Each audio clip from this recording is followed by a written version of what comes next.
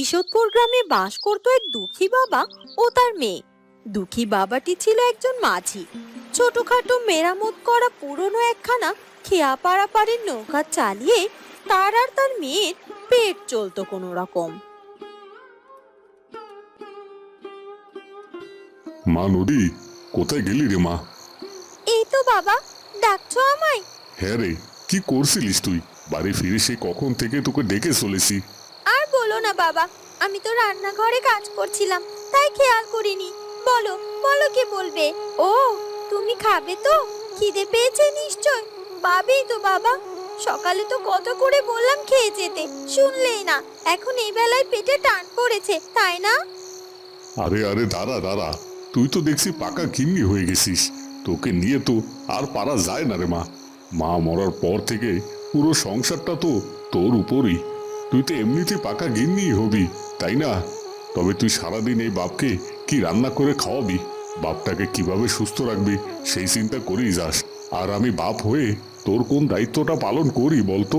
বিয়ে দেওয়ার সময় হয়ে এলো, কিন্তু আমার হাত যে শূন্য। শূন্য হাতে কন্যাদান করব কি করে? আর বাকি রইল তোকে মানুষ করার কথা। তোকে তো বছরের পর বছর দুখানা কাপড়ই তো ঠিকঠাক দিতে পারি না। রাখো তো সব কথা বাবা, আমার বিয়ের কথা বলো না। তোমায় একা করে দিয়ে এত জলদি আমি কোথাও যাচ্ছি না। আর তাছাড়া আমার বিয়ে দিতে যদি তোমার পয়সা খরচ করতে হয়, তাহলে দরকার নেই আমাকে বিয়ে দেওয়ার। কেউ যদি শুধু আমায় দেখে পছন্দ করে, তবেই আমি বিয়ে করব। পাগলি মেয়ে আমার, তাই আবার হয় কখনো? বিয়ের যোগ্য মেয়েকে ঘরে বসিয়ে রেখে কোনো বাবাকে নিশ্চিন্তে ঘুমাতে পারে নাকি? আচ্ছা ঠিক আছে, ওসব নিয়ে তোকে ভাবতে হবে না। তুই এবার এটা ধর তো দেখি। দেখ, তোর জন্য আমি একখানা নতুন শাড়ি কিনে নিয়ে এসেছি। আজ কটা বেশি পয়সা পেলাম হাতে, তাই ভাবলাম মেয়েটার জন্য একখানা শাড়ি কিনে নিয়ে যাই। কত দিন হলো তুই সেরা ফাটা শাড়ি পরে ঘুরে বেড়াস, তবু আমি কিছুটি করতে পারি না রে মা। তুমি হঠাৎ করে আমার জন্য শাড়ি কিনতে গেলে কেন বাবা? শাড়ি তো আছে আমার কাছে, একটু ছেঁড়া ফাটা, তাতে কি? আমি তো সেলাই করে নিয়েছি বাবা। তোকে আমি যা বলছি তাই কর। তুই এই শাড়িটা নে, আর আজ থেকে শাড়িটা পরা শুরু কর। এখন আর কথা না বাড়িয়ে ঘরে চল, খেতে দিবি আমায়, বড্ড খিদে পেয়েছে যে। এরপর নদী ও তার বাবা ঘরে চলে যায়। তারপর তারা দুই বাপ বেটি মিলে একসাথে বসে খাবার খেয়ে রাতে ঘুমিয়ে পড়ে। পরদিন সকালবেলা আবার শুরু হয় মাঝি বাবার দৈনন্দিন জীবনের খেয়া পারাপারের কাজ। এই যে মাঝি, যাবে নাকি ওপারে? হ্যাঁ হ্যাঁ, কেন যাব না? আমি তো ওপারে যাওয়ার জন্যই বসে আছি। এটাই তো আমার কাজ। আসুন, উঠে আসুন আমার নৌকাতে। হ্যাঁ হ্যাঁ, উঠে আসছি। তবে আমায় শুধু ওপারে ছেড়ে দিলেই চলবে না। ওপারে আমার শহর থেকে আসা দাদু ভাই অপেক্ষা করছে, তাকে আনতে যাচ্ছি। ওপারে গিয়ে তাকে তুলে আবার এপারে নিয়ে আসতে হবে কিন্তু। আচ্ছা ঠিক আছে, চলুন কর্তা বাবু, আমরা ওপারে গিয়ে আপনার দাদু ভাইকে নিয়ে আসি। এরপর মোড়ল মাঝির নৌকা দিয়ে উঠে পড়ে এবং তারা নৌকা দিয়ে দিয়ে ওপারে যেতে থাকে। বুঝলে তো মাঝি, আমার দাদু ভাই শহর থেকে অনেক দূর অবধি পড়াশোনা করে শহরে সুবিশাল কোম্পানিতে বড় অফিসার পদে চাকরি করে। শহরে কত নাম ডাক্তার।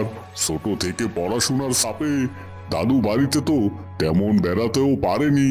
তাই এবার অফিসের শীতের ছুটিতে দাদুভাই সোজা দাদুর কাছে দাদু বাড়ি চলে আসছে। সে নাকি বেশ অনেকদিন থেকে এবার বেড়াবে। তাই নাকি? এ তো দারুণ কথা মোড়ল কর্তা। হ্যাঁ গো হ্যাঁ, তবে আর বলছি কি।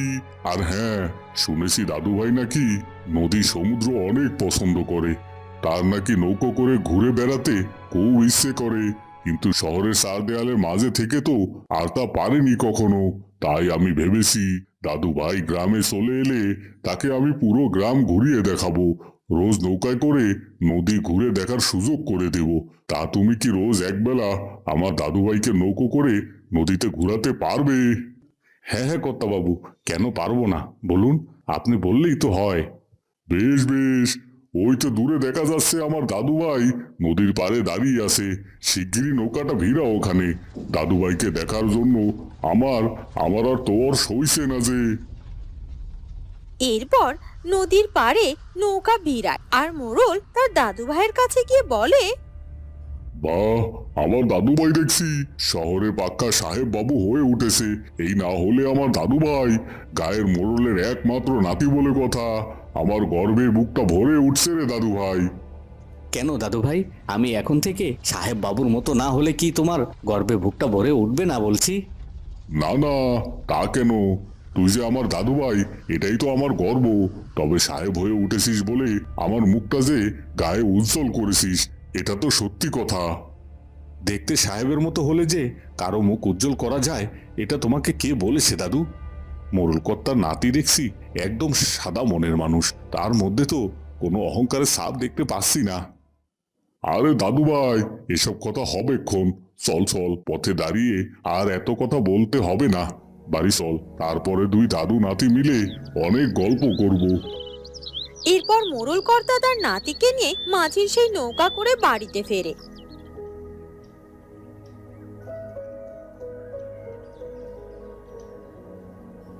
পরদিন সকালে মোড়ল নিজে বাড়িতে এসে উপস্থিত হয়। মাঝি, আরে ও মাঝি, কোথায় তুমি? পুরো গায়ে তো তোমার খোঁজ নিয়ে কোথাও খুঁজে পাচ্ছি না। বাড়িতে গুপটি মেরে আসো নাকি? কাল তোমায় বললাম যে আমার নাতিকে নৌকা করে ঘুরাতে হবে, সে কথার কি হলো শুনি? তখন মাঝির মেয়ে নদী ঘর থেকে বেরিয়ে আসে আর মোড়লকে বলে, মোড়ল দাদু, আসলে কি হয়েছে কি, আমার বাবার কাল রাত থেকে ভীষণ জ্বর, শরীরটা ভীষণ খারাপ করেছে, সকাল থেকে বিছানা থেকে উঠতেই পারছে না। এখন কি করে নৌকা বাইতে বলবো বলুন তো তাকে? এখন কি হবে তাহলে? আমি যে দাদু ভাইকে বলে এলাম আমি নৌকার ব্যবস্থা করে তাকে ঘুরাতে পাঠাবো। হঠাৎ করে আমি এখন নৌকার মাঝি কোথায় পাবো শুনি? বাবা তো অসুস্থ, সেজন্য নৌকা বাইতেও পারবে না, আর দুটো পয়সাও হবে না। দুটো পয়সা না হলে বাবাকে আমি ওষুধ কিনে খাওয়াবো কি করে, আর বাবার রোগী সারাবো বা কি করে? তাহলে আমি বরং যাই বাবা নৌকা বইতে, যদি দুটো পয়সা পাই তাহলে অন্তত বাবাকে ওষুধ খাওয়াতে পারবো।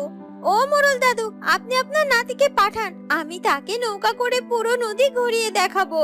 পারবি তো তুই? শেষে আবার আমার নাতিটাকে মাঝ নদীতে ডুবিয়ে মারবি না তো? কি যে বলেন না মোড়ল দাদু, আমি হলাম মাঝির মেয়ে, ছোট থেকে বাবাকে নৌকা বইতে দেখেছি, কতবার নিজেও নৌকা বয়েছি, আর আমি পারবো কিনা নৌকা বইতে সে কথা ভাবছেন আপনি? হ্যাঁ হ্যাঁ, তা ঠিক, মাঝির মেয়ে তো মাঝিই হবে। ঠিক আছে, আমি আমার দাদুকে পাঠিয়ে দিচ্ছি। এরপর মোড়ল তার বাড়িতে চলে যায় এবং তার নাতি সাগরকে নদীর পাড়ে পাঠিয়ে দেয়। সেখানে গিয়ে একটি নৌকার উপর নদীকে দেখতে পেয়ে সাগর অবাক হয়ে যায়। এ কি গো মেয়ে, তুমি নৌকা বইবে নাকি? তা নৌকা বইতে পারো তুমি? একবার বিশ্বাস করে উঠে দেখুন না পারি কিনা। ঠিক আছে, একবার না হয় করলাম বিশ্বাস তোমায়। এরপর মোড়লের নাতি নৌকাটিতে উঠে পড়ে আর নদী সেই নৌকা বেয়ে মাঝ নদীতে চলে যায়।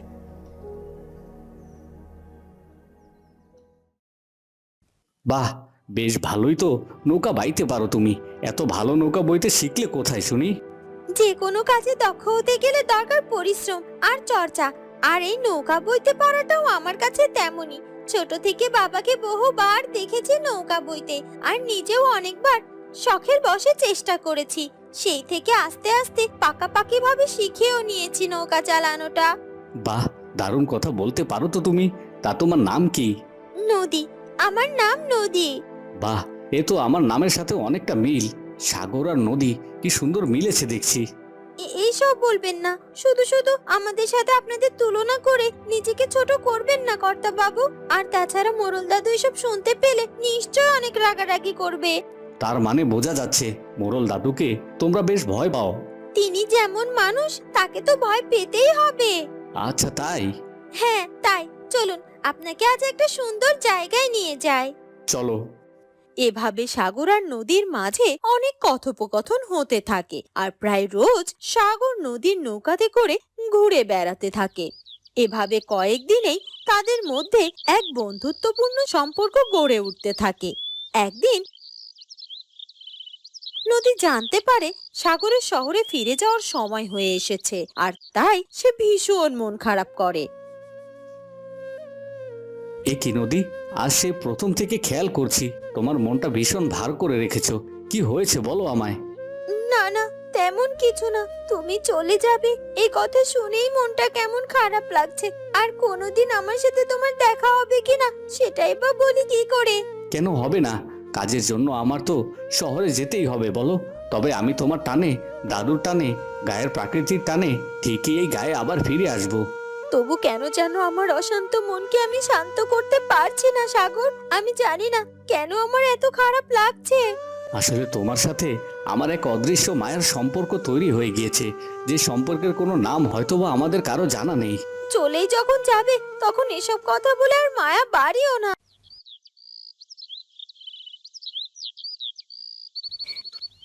না না দাদু, এসব তুমি কি বলছো কি? তুমি কিনা ওই মাঝির মেয়েকে বিয়ে করে শহরে নিয়ে যেতে চাও? ছি ছি ছি ছি, তুমি তো দেখছি আমার মান সম্মান সব ডুবিয়ে ছাড়বে। শহর থেকে তোমার বাবা মাকে আসতে বলেছি, তারা আসুক, তারাই তোমায় সিদ্ধান্ত দেবে। আমি আর কিছুই বলবো না তোমাকে। ওই তো বলতে বলতে তোমার মা বাবা চলে এসেছে। এবার তারাই দেখুক তাদের ছেলের বউ হিসেবে এ মাঝি কন্যাকে তারা মেনে নেবে কিনা। আমি বাবার মুখ থেকে সবটা শুনেছি সাগর। এবার তোর কাছে শুধু আমার একটাই প্রশ্ন, তুই কি ওই মাঝির মেয়েটিকে সত্যি মন থেকে ভালোবেসেছিস? তুই কি তার সাথে সারা জীবন পথ চলার শপথ করতে চাস, নাকি তোর মনের কোনো দোটানা রয়ে গেছে? বাবা, আমার মনের কোনো দোটানা নেই। আমি সত্যিই ওই মাঝি কন্যাকে ভালোবেসে ফেলেছি, আর আমি তাকে বিয়ে করে আমার জীবন সঙ্গিনী বানাতে চাই। মেয়েটিকে দেখলে তোমরাও বুঝবে বাবা, মেয়েটির মনটা কতটা নরম ও কোমলমতি। মেয়েটি নিতান্তই গরিব ও সহজ সরল। গরিব হয়েছে বলে তো আর এটা তার অন্যায় নয় বাবা। দেখ কোকা দেখ, তোর ছেলে মাঝি কন্যাকে বিয়ে করবে বলে কিসব বলে চলেছে। সহজ সরলের কি বুঝিস তুই দাদু ভাই? ওসব তো তোকে ফাঁদে ফেলানোর ধান। ওই মেয়েকে তো আমি আমার নাত বউ হিসেবে কোনো দিনই মেনে নিতে পারবো না। তুমি একঘেয়েমি করো না বাবা। আমিও এই গ্রামের গরিব দুঃখী মেয়েকে ভালোবেসে বিয়ে করেছিলাম বলে তুমি আমায় তেজ্য পুত্র করে বাড়ি থেকে বের করে দিয়েছিলে। সেই আমি শহরে গিয়ে আমার স্ত্রীকে সাথে করে আজ প্রতিষ্ঠিত হয়েছি, আর আমাদের একমাত্র সন্তান সাগরকেও মানুষের মতো মানুষ করেছি। তারপর তুমি আমাদেরকে মেনে নিয়েছো। গরিব হয়ে জন্ম নিয়ে কেউ কোনো অন্যায় অপরাধ করে না, বরং বড়লোক ঘরের মেয়ে বউদের চেয়ে গরিব ঘরের মেয়ে বউরা আরো ভালো করে সংসারটা করতে পারে। তাই আমিও চাই আমার ছেলের কপালেও যেন এমন কিছু হয়, সে যেন তার সুন্দর জীবন সঙ্গীকে নিয়ে সুন্দরভাবে জীবন সংসার সাজাতে পারে। তাই আমি আমার ছেলের পছন্দ করা মেয়েকেই আমার ছেলের বউ করে শহরে নিয়ে যাব, হোক সে মাঝি কন্যা। জীবনে কখন কে কোন পরিস্থিতিতে গিয়ে দাঁড়াবে তা আগে থেকে কেউ বলে দিতে পারে না বাবা। তুমি যদি না মানো তাতে আমার কোনো আপত্তি নেই। না না খোকা, এক ভুল আমি আর দ্বিতীয়বার করব না। তোদের যখন কোনো আপত্তি নেই তাহলে আমারও কোনো আপত্তি নেই। তাহলে আর কি, আমার নাতির বিয়ে এই গায়ে অনেক ধুমধাম করে দেব। যা, তোরা মাঝির বাড়িতে গিয়ে মাঝি কন্যার সাথে আমার নাতির বিয়ে দিনক্ষণ পাকা করে আয়। এরপর সবার সম্মতিতে ধুমধাম করে সাগর এবং নদী বিয়ে হয়ে যায়। না, না, দাদু, তারপর তারা এসব সুখে তুমি কি শান্তিতে বলছো দিদি? সংসার তুমি করতে কি না থাকে। ওই মাঝির বন্ধুরা, মেয়েকে বিয়ে কেমন করে লাগলো আমাদের শহরে নিয়ে আজকের যেতে চাও? ভিডিওটি? ছি, যদি ছি, ভালো ছি, লাগে ছি। তাহলে তুমি তো অবশ্যই দেখছি আমাদের আমার চ্যানেলটিকে মান সাবস্ক্রাইব সম্মান করে সব দিও। ডুবিয়ে দেখা ছাড়বে। হবে নতুন শহর কোনো থেকে গল্প তোমার নিয়ে। বাবা মাকে ধন্যবাদ। আসতে বলেছি।